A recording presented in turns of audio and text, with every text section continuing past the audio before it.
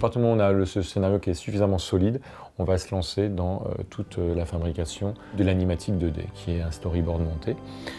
En fait, le film se fait au storyboard. Le scénario en animation n'est qu'une première étape. It's beautiful. I've never seen this before. Le storyboard et nous essayons de travailler le plus possible ensemble pour échanger des idées, justement. Généralement, exemple, il y a une scène qui se passe dans la caserne des pompiers. Bon, nous, on a déjà fait le dessin de la caserne, donc on va le donner au storyboarder qui va pouvoir voir l'espace et comprendre l'espace et à partir de là, faire sa mise en scène dedans. J'ai beaucoup travaillé avec Doron Meir, qui était donc le responsable du storyboard. I really want to see this.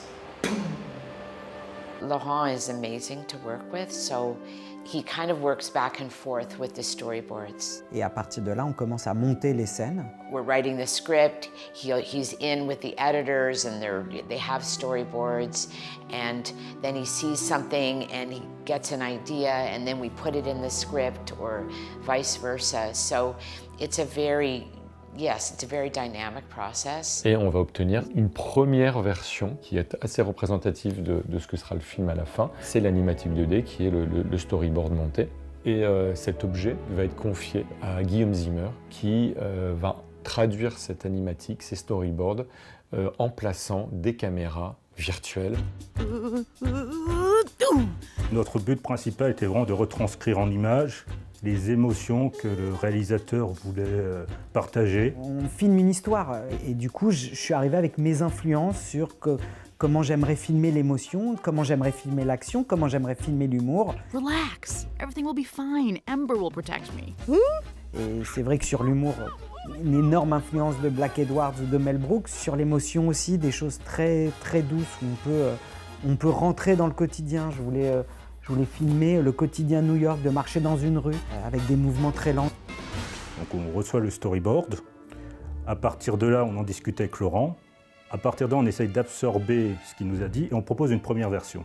Donc on prenait nos personnages, on avait une caméra virtuelle et donc on a vraiment essayé que dans beaucoup de cas, les mouvements de caméra soient réalistes. Quand ils sont en habit de pompier, on a vraiment essayé de les suivre, de sentir que si on est sur l'échelle avec eux, la caméra est là pour transcrire, que si Georgia a peur parce qu'elle va tomber, on est au plus proche d'elle et de rester sur les personnages aussi longtemps qu'on peut. C'est pas se retrouver dans un côté très clip, très film hollywoodien actuel. On est vraiment dans un Hollywood de notre enfance. Et par contre, quand on passe dans la partie action, on va être plus dans des relations caméra-épaule, des plans rapides, on est derrière les pompiers, on essaye d'aller vite, on fait un peu plus d'erreurs, on est plus dans la tension.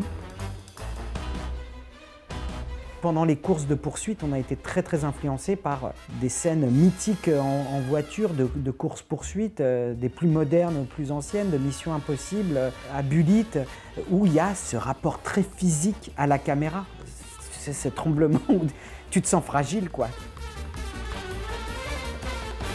Il y a eu au maximum un respect d'une caméra physique. C'est une vraie plus-value et une vraie preuve d'amour au cinéma. Donc ça a vraiment été du plaisir. Do you think it's the arsonist? I don't know. Anyway, I'm happy you're not on that truck. We are